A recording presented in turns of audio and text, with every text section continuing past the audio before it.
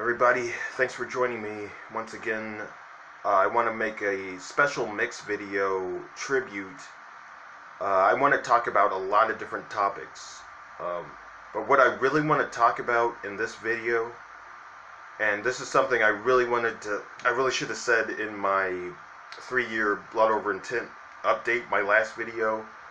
What I really want to say is, like, the most important thing I've learned on my journey here, okay, you absolutely have to listen to your heart.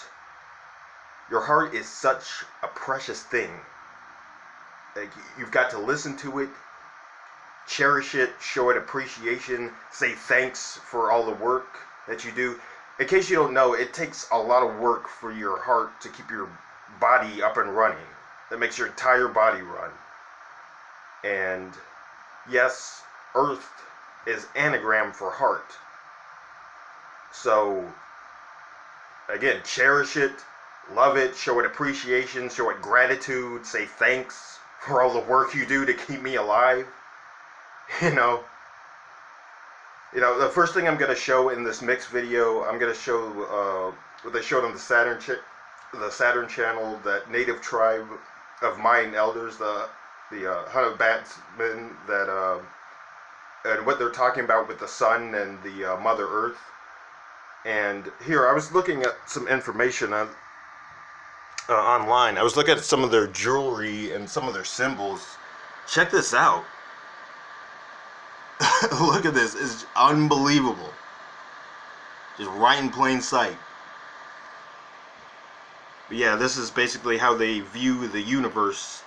And I was looking at some information about them, and also they say that viewing the universe like this, according to their knowledge, there's also some sort of great architect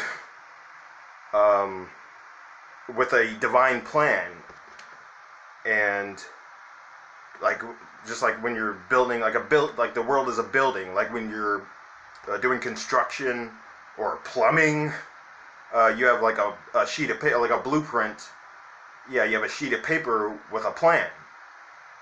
So, well, speaking of that, I'm gonna, a sheet of paper. I'm gonna also be doing a special Blood Over Intent for my cousin. But yeah, there's so many things I wanted to touch on and talk about in this video.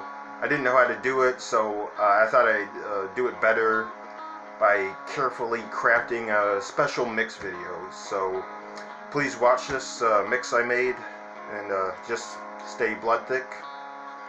I worship you. The sun in Maya is so very important, because the sun, we say, every morning we say Father, Son, and we pray to the sun, and we need to mention the name of the sun, because anyway, the vibration of this language can activate the good energy of the sun. Like the name of the sun is, in Maya, is King. And we need to mention many times, because in that way, the communication with vibration go in the good way, and Father Son can understand this, because that's the language they used my ancestors for communication. And ask every time to the sun can make us more strong, can give us intelligence, can take about us, about the community. Many good things we need to ask the sun. In that way, we can be very happy. In that way, we can do rituals, make it happen everything. We need to pray to the Mother Earth. We need to pray to the sky. We need to ask the rain come, because all the trees need rain, and we need to have good water to drink, make us healthy. In all the places, in all the world, when the Mayas we pray to the Mother Earth, because it's only one big mother we have in every place in this beautiful dimension. Think of the sun as a relative. We have the sun which we call Ampetui, which means, you know, the Son, the Father. It's our Father because of the energy that helps to create our soul and our spirit and helps us to warm and to create life on just everything on Mother Earth. And the Sun is our greatest messenger, and we work with the Sun through ceremony because the Sun gives us whatever is necessary through messaging. Now the messaging system works through your eyes, and the Sun talks through your eyes. So you got to learn to listen with your eyes, because the Sun, at this moment, the Sun gives this message, and it goes through right into your hypothalamus. Suppose you were a painting contractor, and I hire you to paint my office, and you tell me it's going to cost $100 to paint my office. Well, the way it works in business, in commercial business, is that I agree to your bill of $100. So when you're through with the job, you come to me and you give me a bill, and the bill is for $100. The same thing if you go to Sears or any market or whatever, and you buy something, they're going to give you a bill. You're expected to pay it. All right, so you as a painting contractor have painted my room. When you're through, you give me a bill, and the bill I read is $400. I reach in my wallet and I pull out a $100 bill, and I give it to you. Now you have been paid because I gave you a $100 bill. No, I didn't pay you anything. I paid you nothing. You gave me a bill for $100. I reach in my wallet, I give you a bill for $100. It's called a $100 bill. So now you owe me $100. It's a bill.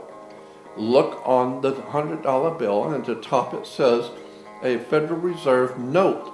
It's a bank note, meaning you now owe me $100. It's a bank note. School systems is actually teaching people to be poor. Your time is money. Look at this. Time made you a robot, and your cell phone makes you a cyborg. Everywhere you go, you got cameras on both ends. It's literally cube to cube to cube all day. The movie The Matrix is not science fiction. It's a documentary. You know that this is a holographic reality. Your DNA, it's just like fractal. It's like the fractal concept that your one little piece of DNA can create a whole one of you, a clone of you. And just like a fractalized portion of the whole, you know, the fractal, you change one portion of the hologram and the whole hologram changes. To change the whole universe, you just have to change you.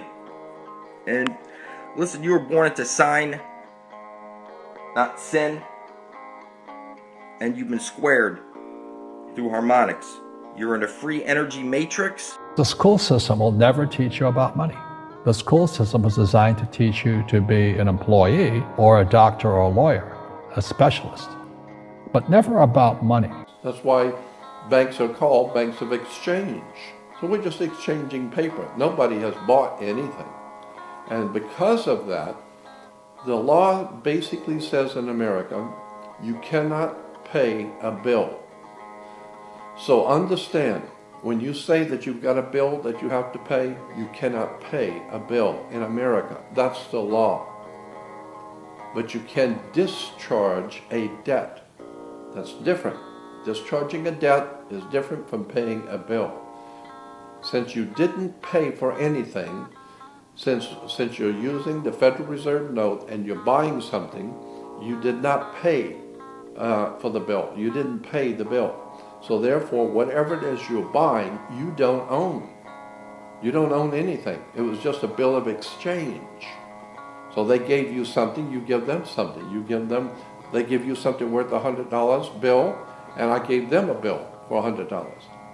So the bottom line on the way commerce works is that nobody pays anyone, period. Therefore, in point of fact, by law, no one owns anything in America. No one. So that's why you don't own your home, you don't own your car. Every day, only about 5% of their life are you using conscious, which is creative. 5%. There are deeper and deeper regions within our looking, that you come to a place that when you see, you are free of it. And you see how ridiculous also some of these thoughts are. We create a relationship with them, and we imagine that they are so important, or we get so entangled, or something gets so entangled in them, and is now paying the cost for that entanglement, for that depth of association, or having awarded this thing with so much credibility. And then you see that they're just concepts. They're concepts believed in, and our mental attitude is reinforcing them because we identify so strongly with personhood.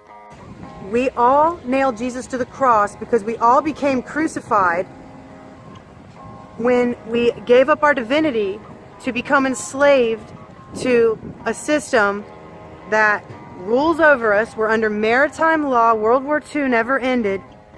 AIDS is fake. Nuclear weapons are fake.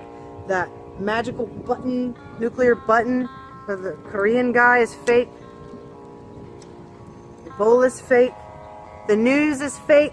Everything is a distraction. All this shit you see is just another distraction. They've given you plenty of games to play. They've given you plenty of distractions. They fill you with false news and all of this shit.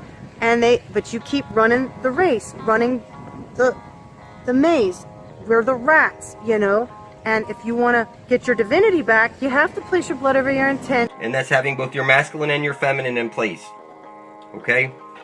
So here, a thought starts in your head, you write it, you say it, then you write it, and you see somebody in their blood over intent video says, it's so said, is written, is done. Okay, that makes sense. It starts as a thought, then you say it, then it's written, and then it becomes here in the physical. It comes out of the non-physical, intangible, like your thought, that something you can't actually grab a hold of in your head. All your thoughts or like you could fill up a CD with all that information. The CD does not get any heavier. You're on a CD right now. This is the CD that you're on. And the sun is moving inward and outward across the flat earth plane. And it's writing everything into the CD. Your DNA and everything, and the stars and everything, everything layers right on top of the flat earth plane. You're inside the boxing ring. And all the symbols are pointing to the same thing. It is not difficult. The mind is saying, oh, it's so difficult, oh, it's so mental, and so on. The mind is mental. The inquiry actually is a simple, a direct, and skillfully unsparing at exposing what is untrue. Sometimes we are not wanting or willing to see something for the untruth it is, because we have an emotional connection with it. But for one to be free, we must be willing to transcend or to give up that emotional connection, to enjoy a higher state of consciousness.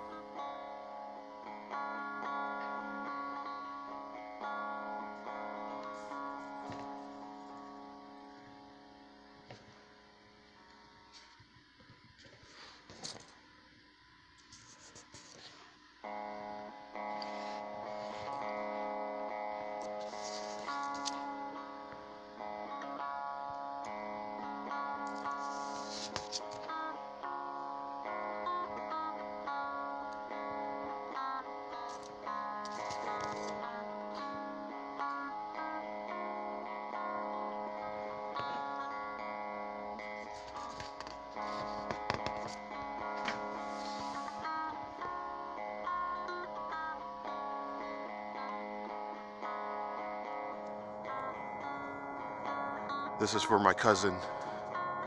Your spirit will live on. I intend to bring forth heaven on earth, release all from bondage for the benefit of all.